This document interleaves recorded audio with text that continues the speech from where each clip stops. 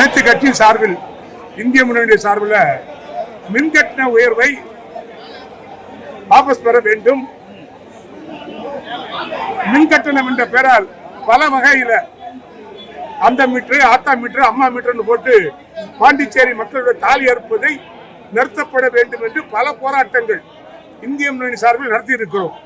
ஆனால் செவிடங்கோவில் காதில் ஊதிய சங்கு போல ரங்கசாமி மாமனும் மருமகன் நமச்சிவாயம் சேர்ந்து புதுச்சேரி மக்களுடைய தாலி அறுப்பதற்கு திட்டமிட்டு மின் கட்டணத்தை ஏற்றி இருக்கிறார்கள். உடனடியாக வாபஸ் பெற வேண்டும் என்று இந்திய முன்னணியுடைய அனைத்து கட்சிகள் சேர்ந்து காங்கிரஸ், திராவிட முன்னேற்ற கழகம், சிபிஎம், சிபிஐ, விடுதலை சிறுத்தை அனைத்து கட்சிகளும் சேர்ந்து தன்னுடைய எச்சரிக்கை தெரிவிப்பதோடு அடுத்த கட்ட நடவடிக்கை என்ன என்பதை மீண்டும் யோசித்து முடிவு செய்வோம்.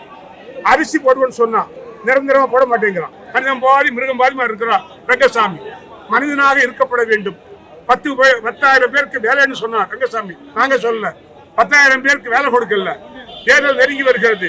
மக்களை ஏமாற்றக்கூடிய ரங்கசாமியையும் துறை போகக்கூடிய பிஜேபி சங்கி பயல்களையும் கண்டிக்காமல் விடமாட்டோம். அதற்கான போராட்டத்தை இந்திய முன்னணி முன்னெடுக்கும். நன்றி.